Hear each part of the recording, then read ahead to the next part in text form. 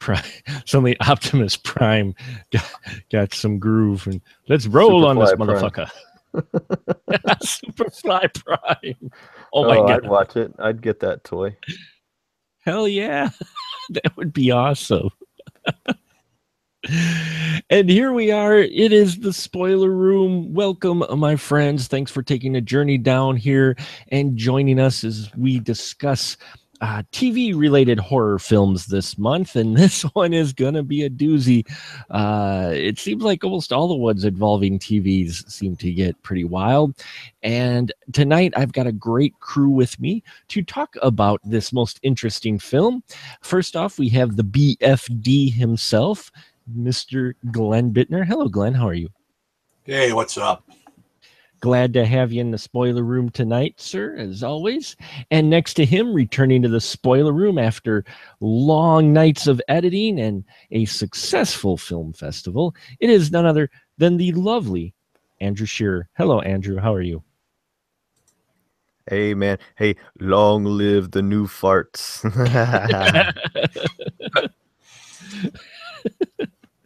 And in case you haven't seen the title of the episode, yes, folks, we are talking about David Cronenberg's 1983 classic Videodrome. Now, Videodrome is definitely an interesting story. Someone here want to give the summary? Andrew, would you like to give the summary of Videodrome? Oh, man. Hey, that ain't an easy thing to do. So, yeah, I'll take it, man. All right. Videodrome is made by David Cronenberg, the Canadian master of horror and body horror. It's about a guy played by James Woods who runs a small cable access station. And in order to compete with the other TV stations, he decides he's going to specialize in the freakiest stuff possible. And he runs across this thing called Videodrome that's got like sex and murder and stuff. And the more he tries to find out about who made it and what it is, the crazier his life becomes. And that is Videodrome. That's actually a very good summary of it. Well done, sir. Thanks, man. Now, Glenn, do you remember when you first watched Videodrome? Yep, quite clearly. And what were your thoughts on it? Well, it was 3 days ago. Really? Where it's the first time I've seen the whole movie start to finish. Sure. I've always caught like snippets here and there. It is it's a mind fuck is what it is. In a good way. So yeah, it's just trippy as hell. I think it's a little slow to get started. Mm-hmm. But once it does, man, it's a ride. Yeah, it is definitely trippy. And Andrew, how about you? First time you saw Videodrome? Had to have been around the time that Fangoria released this like poster magazine, and basically It was like all these little fold outs of really gory stuff that could go on your bedroom wall. And there was a poster for Videodrome in there, and it was the shot, the major gore effect in the shot of Barry Convex lying on the dance floor with General Tso's chicken flying out of his face. Yes. And so I was like, well, I've got to see this. And so I rented it from the video store, and I think I'd already seen The Fly and Scanners at that time, but didn't necessarily like connect who made it. And so I just was like, I don't get this, but it was so gross. Like I'd never seen special effects like that before. And I, of course, knew Rick Baker. So I was really, really into anybody that reads Fangoria is really into special effects and gore. And so, yeah, I have to say that I'd never seen anything quite like that. And as a kid, you're just going like, whew, okay. But not long after that, my dad took my friend and I to see Naked Lunch at the Terrace Cinema on Chester Bridge Road. So we were like, video what? Well, that'll kind of negate. Well, the two kind of go hand in hand in many ways, actually. I was just like maybe 13 or 14 years old when all this is happening. So, and yes, I am in the same boat as the BFD. I've seen short clips. I never sat down and watched it from start to finish. And let me tell you, it is trippy. It is a mind fuck, as he puts it, and it was a blast. I love this thing because, you, folks, there's movies when you watch enough of them, you think, oh, I know where this is going. And I'm watching this and I'm going, okay, I did not expect it to go to the places it did. I mean, I know David Cronenberg, but wow. I mean, you're right. It opens with Max Renn, played by James Woods, and he's basically got his, he runs Civic TV, the one you take to bed with you. Just a sleazy channel. And yeah, we catch him. And it starts off with him, and I'm like, wow, technology, the way this thing plays out, it just throws you for a minute. He has a video play at a certain time with his schedule. Did that throw you off a little bit on maybe what time period this was at first? Because I didn't realize you could do that back then with a Betamax machine. Andrew, does that throw you off a little bit on like what, is this in the future or what? I think Videodrome was simultaneously trying to be make a commentary on where communication and mass media was at the time, and also be kind of largely predictive of the the global village and Sure. things of that nature. And so the idea of just video screens everywhere was kind of the way things were at the time. If you remember, like videotape was new and cable TV was new and all of that. And so it wasn't necessarily far-fetched, but it does kind of throw you off, especially now if you watch it, because you're like, did they do that in 1983? Who was doing that? I thought Max Headroom was the only one. Maybe no.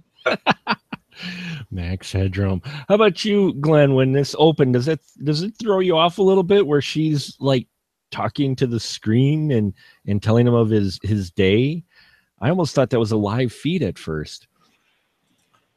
Yeah, it's one of the things with this movie is I love trying to figure out what's really happening and what is just in Max's head. Yeah.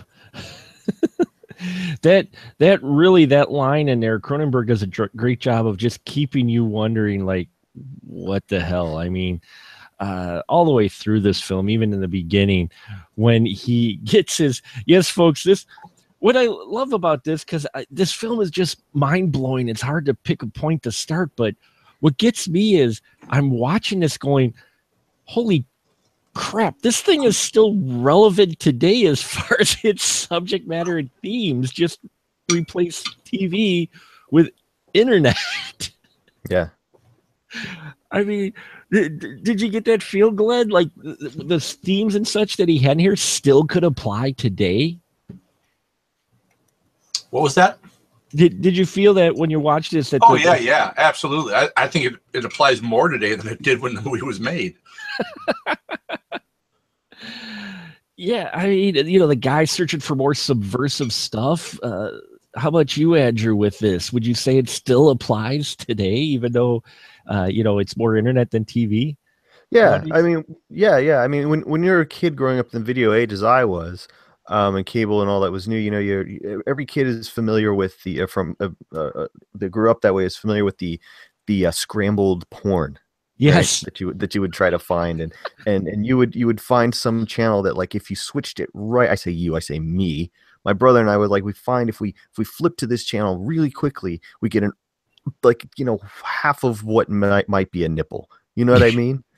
And it was just like the thrill of seeing something that someone didn't want you to see, or that you weren't supposed to see, or something that was beyond the censorship of television and even regular cable, And so now you think about, well, what all is at your fingertips?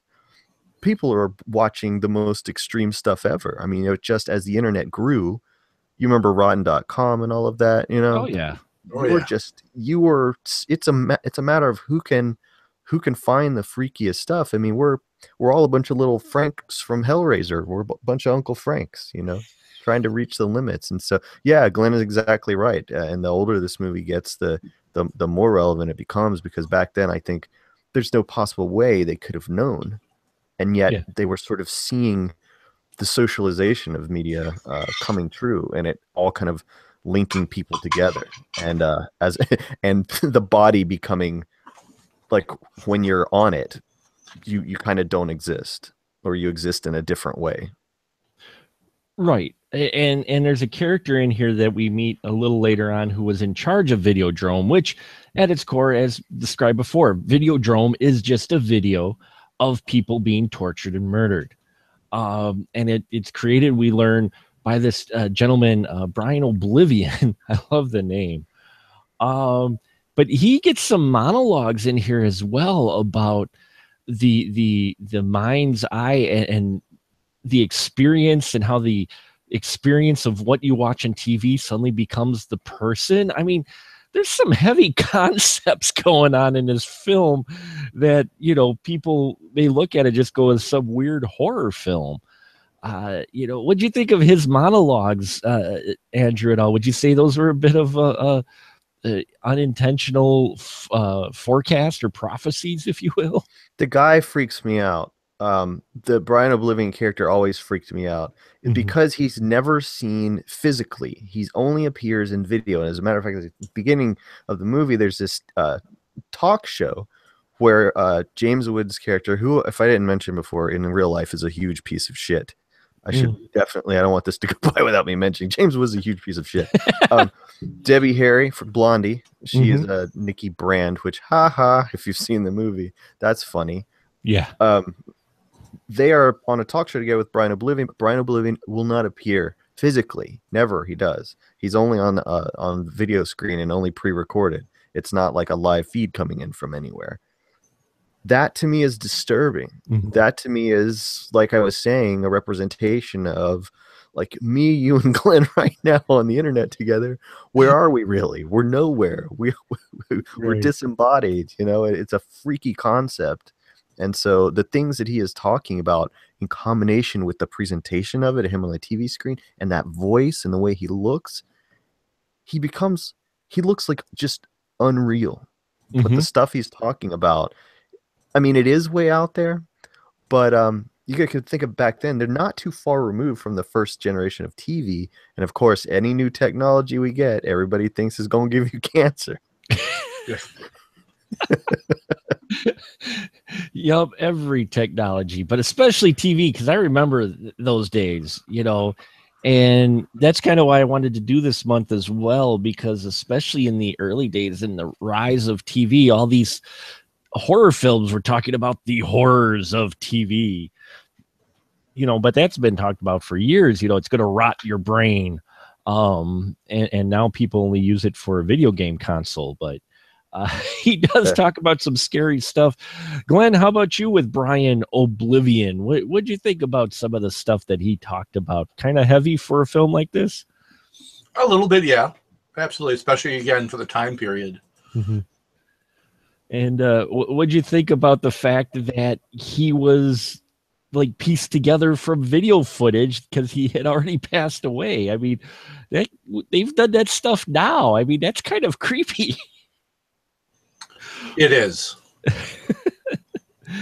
I mean, yeah. I mean, it's just more of this foretelling whether or not they actually intended it to. But one of the things I find interesting too is the Max Renn character. When we're introduced to him, he's running this show, and as Andrew mentions, he's on the talk show, and he's already hitting on Nikki Brand. I mean, he's not there like 3 minutes. And you think this guy is scum, but Glenn, you soon learned that he's rather tame compared to a lot of things, don't you? He's what? Tame compared to... Oh, yeah. Which is, you know, I mean, compared to what else you see, yeah. Well, I mean, what'd you think about that, how they introduced him? I mean, they set him up as being this sleazeball guy, but then you realize... well, he might just be sleazeball for show. Do you think that's it? I mean, just because of its business wise, or, you know, possibly. You know, Yeah, I mean, I could see that, sure. because he has that you know, he gets involved with Nikki Brand, and she just starts. I mean, she gets scary instantly. Andrew, what about you? Do you think Max Renn is actually a guy who on the surface is acting sleazy in that, and then realizes, oh, dude, you have no idea? Yeah, I mean, you know, the world was way smaller back then too. You know, what we have with the internet and with mass communication is like a greater awareness of what is out there. A lot of people's reach was mostly just the only people you knew in your life were, you know, the people in your town or maybe, you know, family out of town. You didn't know, you know what I mean? And so there's no possible way a guy like him could ever understood really what he was seeing, you know, because Yeah. there's a conversation that he has with a woman that makes porn, and he's trying when she finds out where Videodrome comes from, she's like, "Stay away, it's bad." And he's like, "What is it, the mafia?" You know, and then she's like, "You know, it's snuff," and he's like, "I don't believe in that. You know, that doesn't exist." He's one of these people that just, you know what I mean? He can't fathom it. To him, Nikki Brand is like a turn on because of the weird kind of kinks that she's into, you know. And but you can tell in the conversations he does present himself as a you know as a more of a with it kind of a guy or a street smart kind of a guy. But she blows his mind really quickly talking about being cut during sex and stuff like that. And what does he do? He starts real small. He pierces her ear while they're laying together naked, and that's a big deal for him, you know. But Yeah. boy, does is he still green compared to what happens to him later. Oh yeah. And I like the Nikki Brand character because you feel like she's kind of amused by him, and she's just like, oh, you check this out. And he, you know, it almost like she enjoyed his reactions almost more so than what she was doing to herself, like Oh yeah, burning her breast with the cigarette that's right. in a rather seductive. David Cronenberg, man, him in body horror, I don't know many directors that do it as well as he does.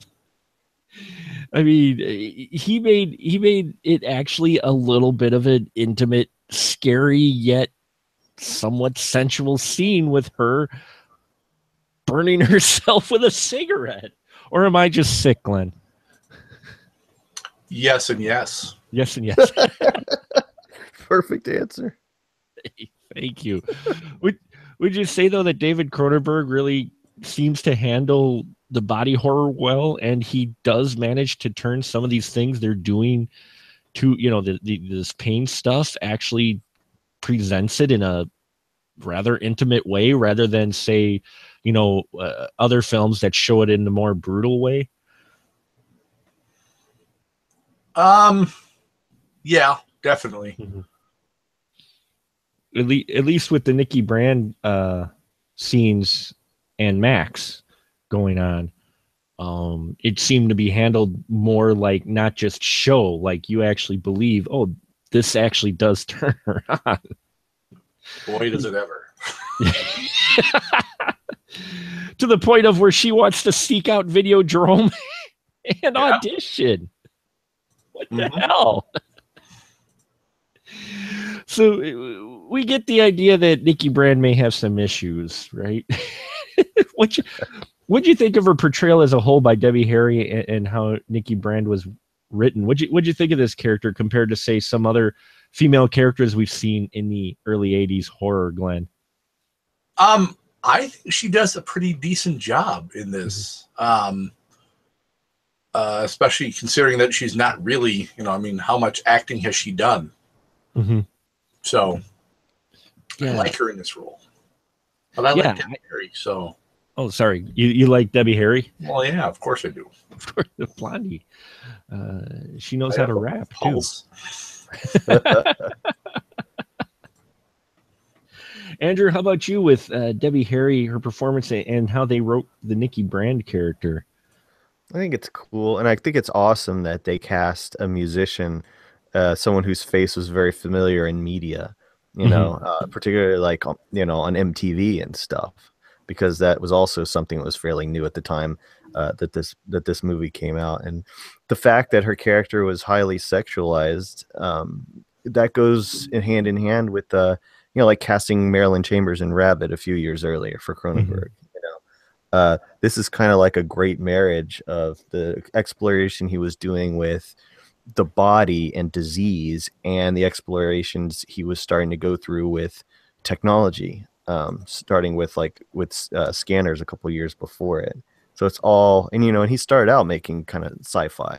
So it's this is really when it all started to kind of, I don't say it came together completely, because to me that didn't happen until really into like Crash and Existenz many years later. But the way he was experimenting with it, Videodrome is a very experimental film.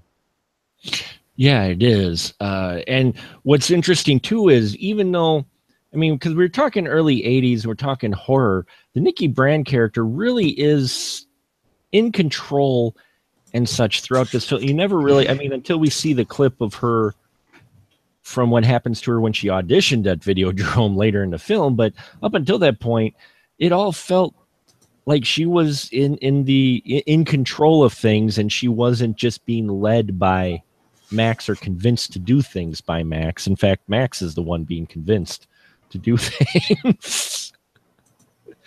So he goes to Pittsburgh. I'm sorry, Pittsburgh. I just laughed that he goes to Pittsburgh to track down Videodrome, because he finds out that's where it's actually being filmed and not in Malaysia, where his video pirate buddy thought.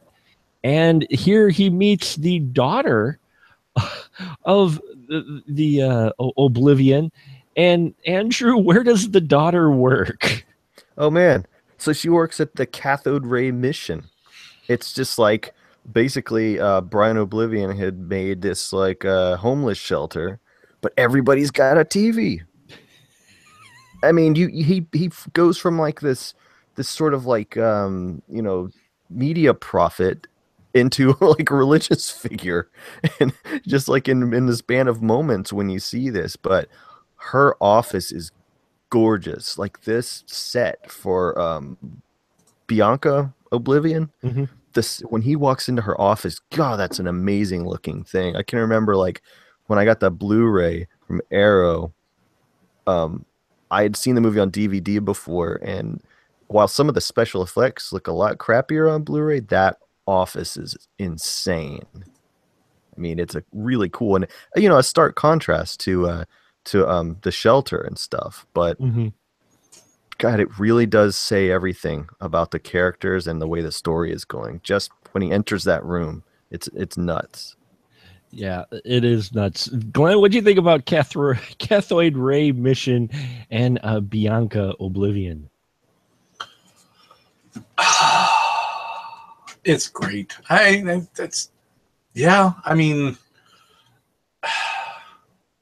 I need to watch this again, because I know that there's things that I missed. So I was hoping I'd be able to watch it again today. I just did not get a chance. Because it's just, there's so much going on, and it's just, you can't watch a Cronenberg movie once and expect to get everything that's going on. You just can't. No, what I love about it too is he sets these things up like the cathode ray mission, and at first I chuckled. I'm like, I did not expect the cathode ray mission to pop up, because that'd be something like almost like you would see in a shtick maybe from like Mel Brooks. But then you get in there and suddenly it's actually kind of spooky in there. Yeah. The idea of providing all these TVs for the homeless, on one hand you're like, it's kind of cool, but on the other hand you're like, well, why? You make you wonder, why is this happening? Well, I mean, my theory would be it's just to sort of globalize mass communication, and so you're not a true community and a true culture unless everybody can really kind of experience similar things and have a direct line into how everybody else lives. And again, it's like you guys were saying about the internet and how predictive this sort of was. Like, think of everybody that can interact with everybody. You could have all different kinds of economic backgrounds now talking to each other. So in a way, it does it is like making the community stronger in Brian Oblivion's mind and in his estimation by having them all sit in front of TV. But the one homie is sitting there watching surgery, like really close. Yeah. Like, I don't know if he's the right candidate for this. Maybe start him on Flintstones. Dude, you gotta back away, man. No, you don't want to do the gallbladder removal yet, man. You gotta like, that's back. not porn, man. You're not looking at a vagina. That there's an epiglottis, buddy. Back off a little bit, okay? But after this experience, he starts to have massive hallucinations. And Glenn, what does he do with his TV when he gets home? The TV that's breathing and everything. Yeah. Yeah. Yeah. Yeah.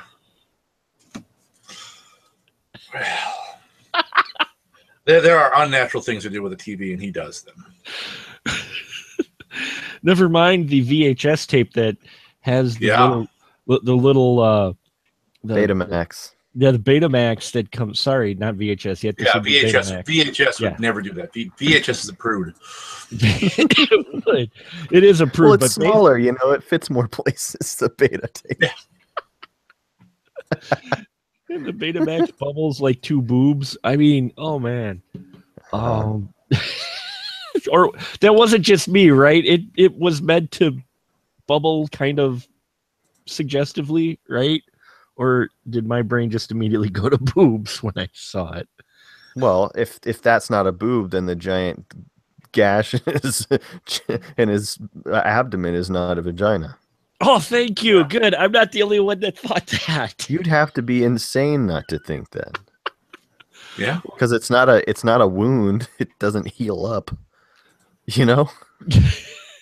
Well, come on. And then he's got the gun or whatever, and he slides it into himself, and you think it's pain at first, but I don't think he was in pain when he was doing that. I don't know. I just know it was weird that he had a vagina in his abdomen, which right there, the special effects in this just blew me away. Glenn, how'd you feel about the special effects in this film for a film like this?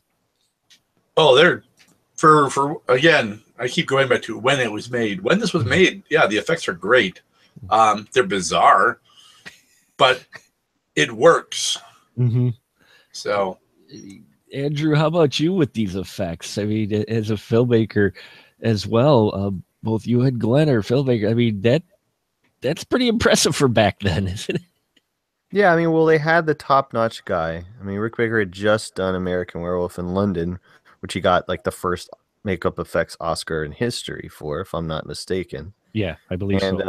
And, so he's got his crew of guys out there doing this stuff. I don't think this is his best work, but I think it's some of his most original work. Like, the fact that they made any of this possible, the fact that he read the script and didn't go, give me a break, is amazing, because we're not talking about like monsters or even gore here. There's stuff that I watch it even now going, what is that? How did they do that? There's sometimes when it looks super hokey and you can tell that it's a fake chest or, a very, very fake arm in one scene. But other times you're just like, dude, how? Yeah. Or what? Like the gun. Some of the the gun, and in a particular where the gun then melds itself to his body. Right. You can tell that Nightmare on Elm Street 5, the motorcycle that fuses to the man, was very influenced. I would say rips off the effect that this happens. It's like basically the exact same techniques were used. But just to bring such a strange vision to life is not only impressive on a technical level, but it also really kind of serves as a pretty great visual metaphor about fetishizing technology and like today becoming one with technology to where we would rather be with the computer than with the human being. Yeah. I mean, in this case, it was the TV versus the human being, but he still got his hand on its titty, as it were, And he still sticks his head in the monitor to make out with the exactly. He's giant lips. He's not out on a date, right? He's at home with his great love there, the technology. The TV he feels up, as Glenn so eloquently put it, some unnatural. He's not kidding. He's not exaggerating. He's not exaggerating at all, folks. James Woods is literally feeling up his TV and shoves his head in the monitor. Yeah, then he goes down on it. I mean, yeah. And that's just some of the stuff, the vagina and the slit in his chest, which not only that he can see, but then we are soon, dun, dun, dun, introduced to kind of a big bad in the, you think at first maybe it was Bianca Oblivion, but no, it's not him so much who's the big bad as this gentleman named, what was his name? Bear Convex or Barry Convex. Barry Convex, who makes glasses. And Glenn, what'd you think of Barry Convex, the villain of this film?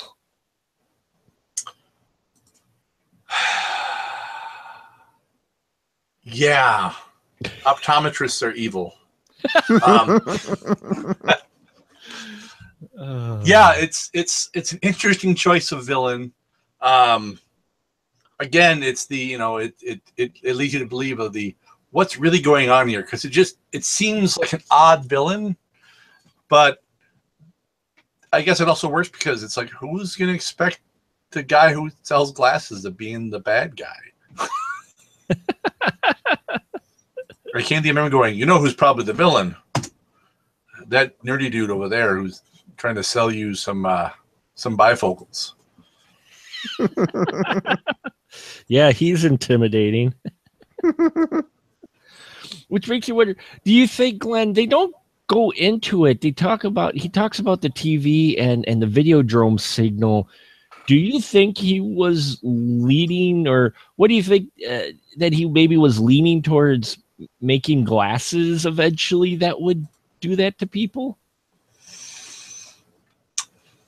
Possibly. Mm-hmm. I mean, I could see that.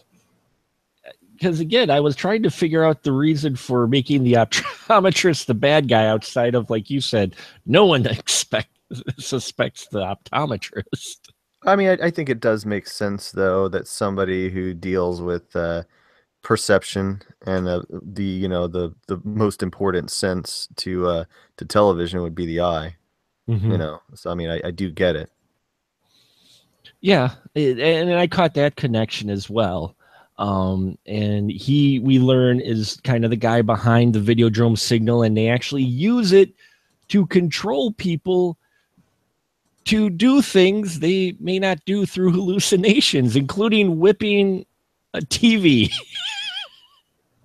I'm sorry, I don't mean to laugh, but it's nuts. He's whipping a TV, Andrew. What the hell, man?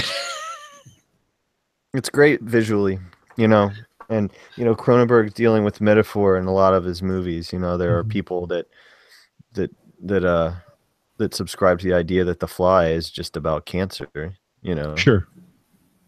And so, with that in mind here, you can enjoy it purely as for its visceral thrills and be like, "Damn, I never seen that in a movie before," which is cool to say in 2017. Mm-hmm. Yeah.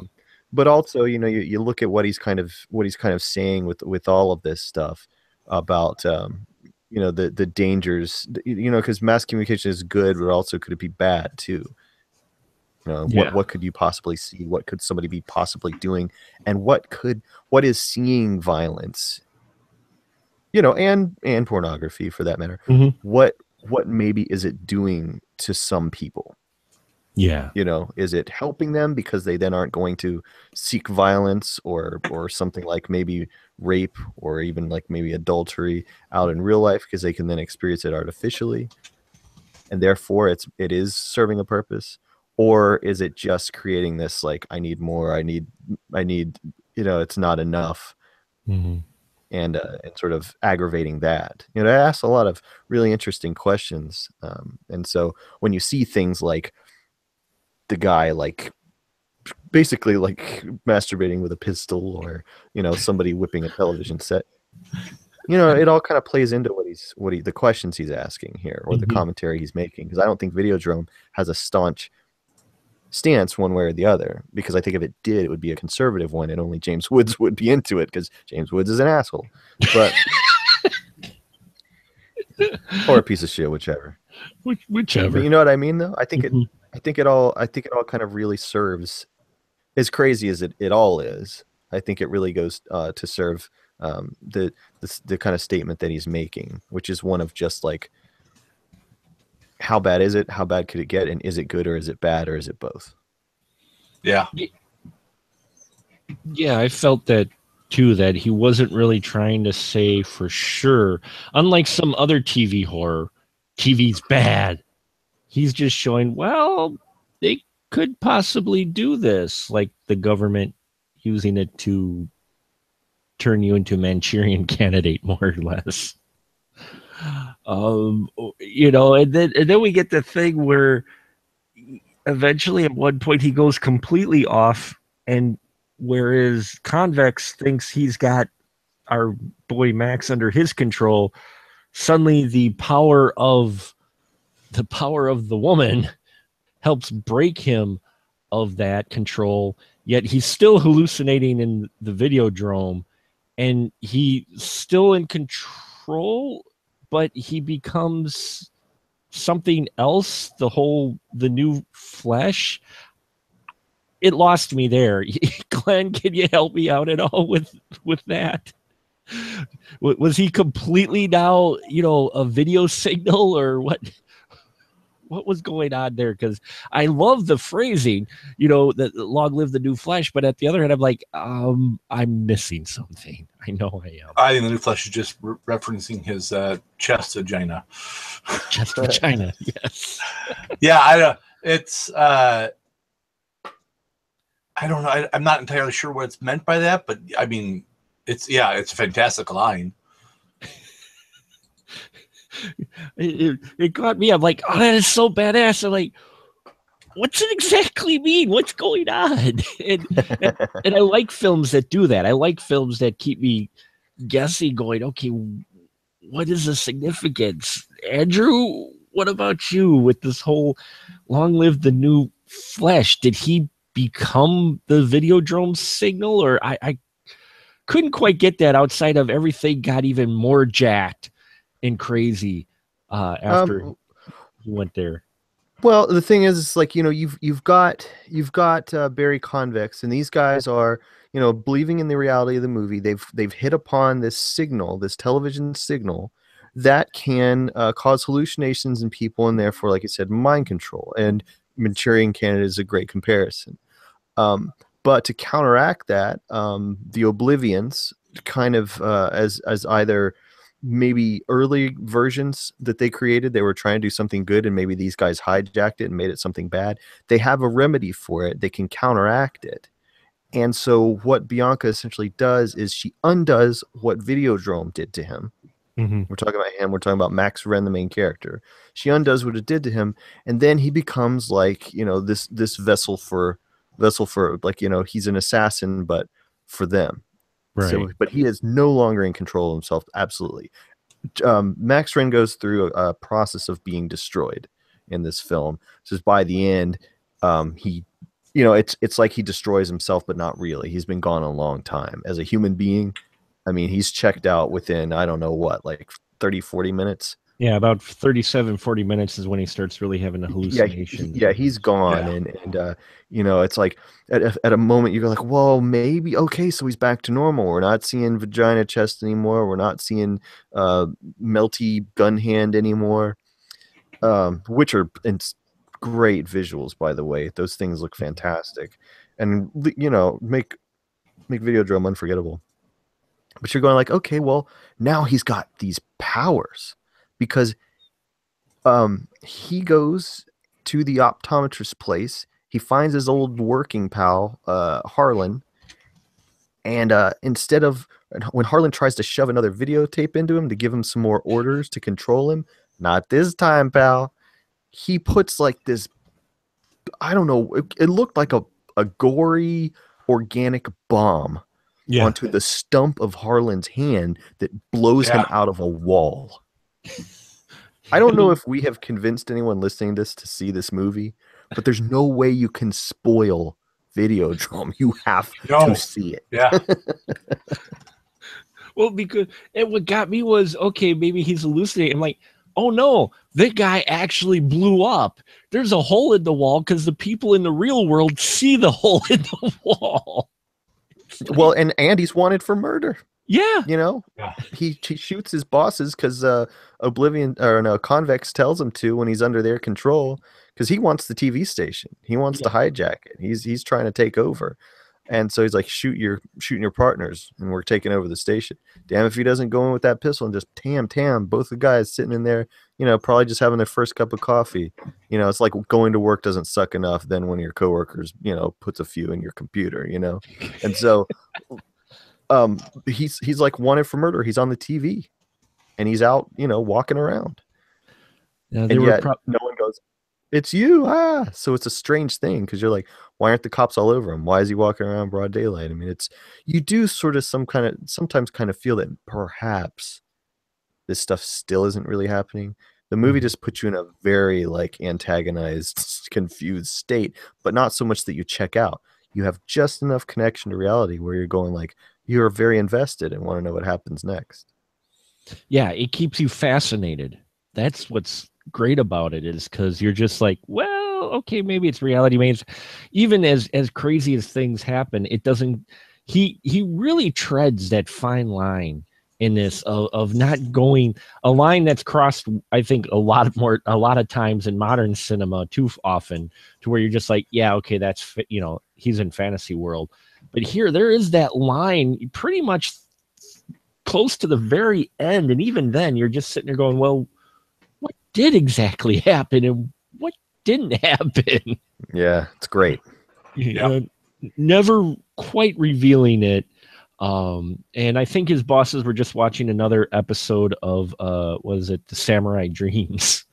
Oh, were they? I wish the last thing they watched was like Winnebago Man.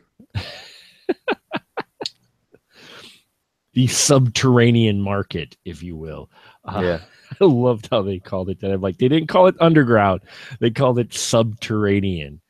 Well, you know, underground doesn't seem like it's like, I don't know, like pulsating. Subterranean market sounds like it's not only pulsating, but covered in a pretty thick layer of Vaseline. So we've talked quite a bit about the film tonight, and now this is the part where I go to my lovely crew members here and find out if they have a topic or subject we haven't talked about yet that maybe they want to bring up, because they definitely are very creative minds here. So Glenn, did you have something that we haven't touched on already that you maybe want to talk about? I think we've touched upon everything I wanted to. Yeah. I mean, like I said, I need to watch this one again. Because, as I said, a Cronenberg movie can't be watched once and understood, or 10 times and understood. Or just understood. Something you have to watch over again, and then when you answer some questions, you then have even more questions. Yeah. Andrew, how about you? Any subject or topic we haven't talked about you maybe want to bring to the group tonight? I think actually, I do have one. Oh, okay. Ooh, sure. Go ahead, Glenn. Do you think, or Andrew, because you saw this earlier, could you tell back then when you saw this what an asshole James Wood would turn out to be? Yeah, I think he always had an asshole face. Yeah. It's just he's like the wine of assholes. He's just become worse with age. Yeah, like if the Wishmaster had a skin tag. Yes, exactly. That's all I got. I had no idea what I was going to say. That just kind of came out. I had to mute that. Glenn, you can't say stuff like that when I take a drink. Damn it. I'm sorry if I coughed into the mic. I didn't say he was a skin tag. but it fits. Wow. Oh, wow. That's a good question.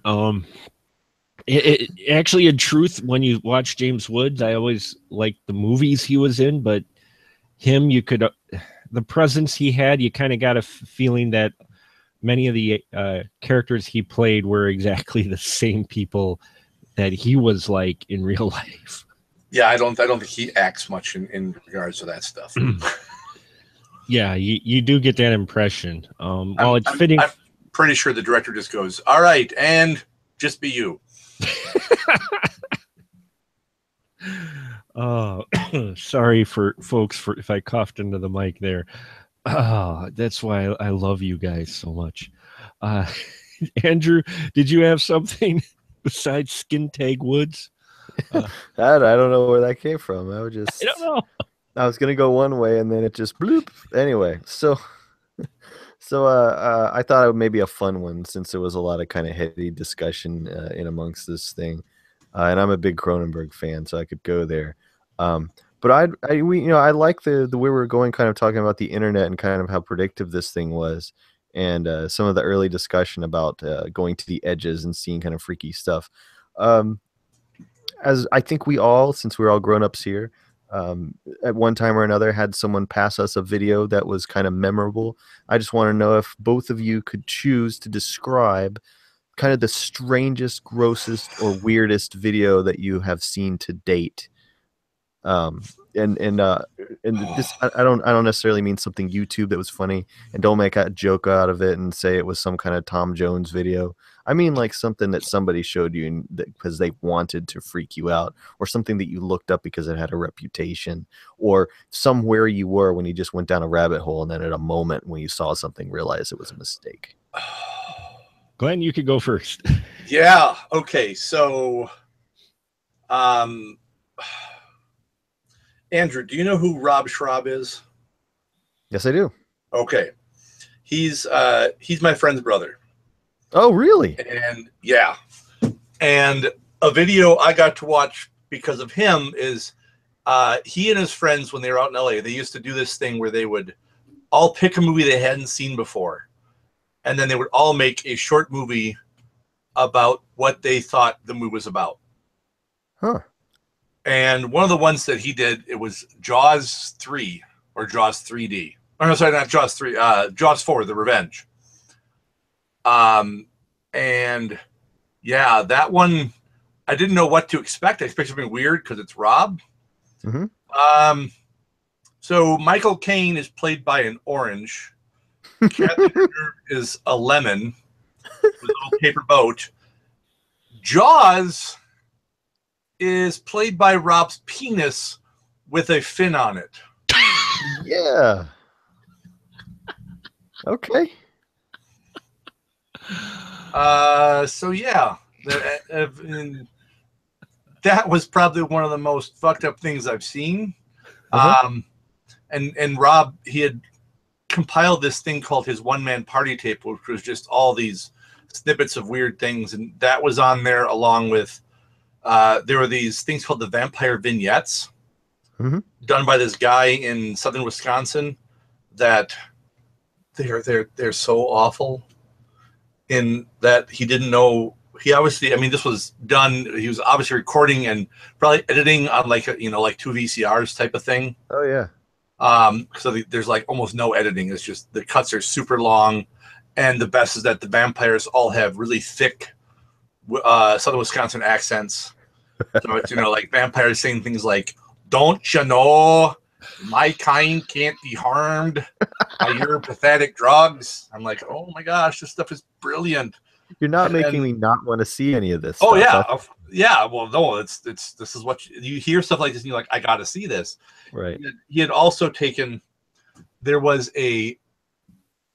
like a PSA video for girls with Down syndrome to teach them about their period. Oh, I've seen that. You've seen that. So yeah, it's an old movie. Yeah. Yeah. And oh my God, it is so utterly 1960s male condescension that is just it's like a little time capsule, because I mean, it's like people will talk about, how there's misogyny today, but boy, man, the 60s and the 50s. Yeah, the dad is running that whole conversation. Yeah, when the little girl's like, but Dad, men don't have periods. And he's like so smug in his answer to this. That's right. Men don't have periods. Yeah. God.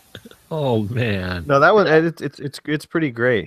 Yeah, it's even better because Rob edited it, and he added on the very end a montage of music with snippets from the video.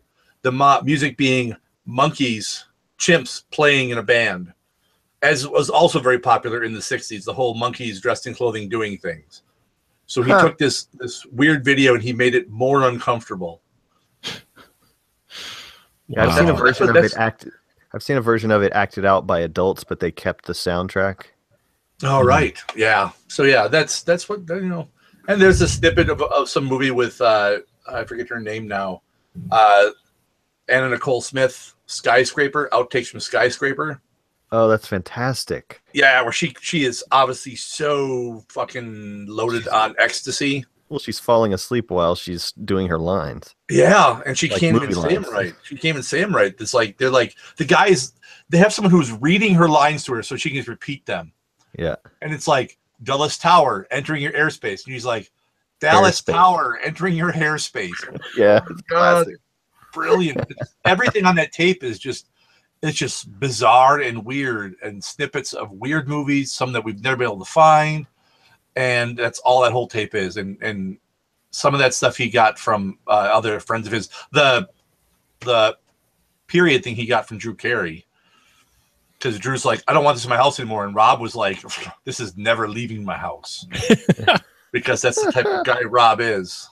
So, yeah, it's just, and we have a friend who for. I don't know how many years, every girl he dated, like one of the first things he would show her is that Jaws movie. And I'm like, you wonder why you're not getting it with these women. It's like the first thing you do is like, hey, look at my friend's brother's dick. So yeah, that usually work for you. it apparently did not, because I don't know if his current wife ever saw them, but yeah, it was just like, dude, why do you show it to everyone? It's like you are in love with this thing. I don't know. It was bizarre. I mean, I kind of am, but I don't think I would. I mean, don't get me wrong. It's freaking hilarious. Yeah. When it first shows up, and it's like it's all about Michael Caine ate Jaws' cereal. So all of a sudden you just hear this. You see him do cereal bowl, and there's Rob's naked penis with a fin on it and an eyeball going, "What's this? Michael Caine ate all my cereal." That's great. Yeah. That's great. Yeah. Oh. Wow. So, yeah, that's my weird fucking video shit. Go ahead, Mark. Yours is fun and entertaining. Mine is soul crushing. Ooh, awesome. I knew it. Yeah. I thought yours might be, so that's why I went for happier. Thank you, Andrew. Am I that type of person? No, you're in IT, and I figured maybe you just run across something. Yeah, well, earlier days of the internet, I forgot the exact name of the site, but it was like extremelydisturbing.com or something. They had their own banner, and it was basically, if you've ever seen, I talked on Astro Radio Z with Derek Carey. He got the shot on video stuff. He showed me the one with that was soul crushing, with the actual the traces of deaths. Yeah, that's what it is. Traces of death. This whole site was like traces of death. Okay. And I wandered down the rabbit hole because, yeah, I hit a point in time. Well, what kind of crap is out there on the internet? Because the internet was still kind of new. And I ran across this site, and it's one of those morbid fascinations where you're like, I shouldn't click on that, but I'm going to click on it. Now I'm watching this and I'm extremely disturbed, but wait, what's this link here? And I found one where it was in Asia. I don't know if it was Indonesia or whatever, Korea, maybe. I don't know. Pittsburgh. And they had these guys tied up. They must have been prisoners. And you had this one guy with a machete, and he goes up and he beheads these guys on camera. There's audio, and he beheads one, and this is stuck with me to this day. And it's something that I realized this is real and that movies have never done. Is this guy beheads this one guy closest to the camera and just tosses the head aside and just drops the body. And the body is trying to breathe. And so the esophagus is opening and closing. Yeah. And that sound just stuck with me. And I'm like, okay, I'm done searching the internet for the night. I think I've hit my limit. But the sucking noise it stuck with me. And I'm like, God, that's what a real beheading was, you know? And I'm like, that's nothing like the movies. Which I know movies are fantasy, but still. So that was one disturbing thing. And the other thing, I really, if I describe this, people will probably leave the show and never listen to it again for the video that I watched, that I was introduced to by a friend who found it. The movie is called Evening with the Japanese. And it is the most revolting thing I think I've ever seen, ever, because it was real. You really want to hear about it? I mean, no, but the people listening probably do. I mean, if they can Google it, you know. It's basically, it was a series of 6 short videos, and it starts off with this girl eating live eels, which, okay, you know. Yeah. And then it like right here, proceeds to her sitting on cinder blocks, playing a piano and taking a dump, and there's worms. Like worms in it? Yeah. Okay. And then we're with you. Then a guy comes along and has sex with her in the worm-ridden filth. Okay. Okay. And you're not like out of the bounds of what I expect when you say something about the Japanese. So go ahead. Oh, this is true. But to me, and it just gets progressively worse. The things that happen that, you know, she's, you know, I love how Mark is struggling with this. It burned. It burned my brain. It really did. I'm not asking you to like go back there. I mean, you know. No, but you get the idea. The whole thing just kind of gets progressively worse like that. And she starts to eat it. And yeah, that was one of those things where, okay, I've found my limit. It's like we have found the threshold that breaks Mark. And that was, you know, that was it right there. So it was, you know, no Videodrome seemed tame compared to this, the clips, you know, with the people dying and such. But that's my story. A little bit of ramble, sorry, but you're sticking to it. That's my story. I'm sticking to it. It's mostly an unsanitary story. It is. It's pretty unsanitary. And she needed some medical attention, I think. I'm sure. I mean, you're way past wet wipes. Yeah, you got to get that Heart's anti-worm pills. Yeah, that they make for animals. You probably would help her with that problem. But anyway, so there you go, Andrew. You wanted to know that was my limit. I did, man. You guys are. I mean, you could see though, kind of what Videodrome's talking about. You know, you how the danger, so to speak, of you know, of desensitizing, or people that are like, okay, I've seen this, so there's nothing else to see, nowhere else to go. You know, and the perception that perhaps your eye will be affected by something like that and be disturbed forever, but someone who has, like, you know, consumed that from the beginning or accessed it and you know, doesn't quite have the empathy in place, or can't possibly, because they have grown up or been raised within a detachment, or that experiencing life out of body, so to speak. Mm-hmm. So not knowing as many people in the physical world as they do in the, the ether. Yeah, it definitely applies today. In fact, there were talks at one point of them rebooting Videodrome. Well, I feel like Cosmopolis is almost a sequel to it, and I had asked you in the messenger if you'd seen it because that was my take on it. It ends a lot like Videodrome ends, and it's kind of like a commentary on. It kind of is like almost like a catch up because Pattinson's character basically stays in his car the entire time. Oh wow! He lives a very like jaded and isolated existence because he's been everywhere and seen everything and done everything. Makes me wonder. I was thinking of one thing for our special series next year, but maybe we should look at the films of David Cronenberg. Well, I like them all. They are definitely unique, and I think we're going to wrap it up here tonight. So we'll go down the line. I think you'll know what they'll say, but get my crew's final thoughts with Videodrome and also where they can find you at. So Glenn, why don't you go ahead first? Your final thought with Videodrome, like if you'd recommend it, and where can they find you at? Oh, I'd definitely recommend this. I'd say it's better than Worm-Filled Poo. But not James Woods. No, not James Woods. No, he is worse than Worm-Filled Poo. Oh, he is Worm-Filled Poo. He's the skin tag on a worm in that poo.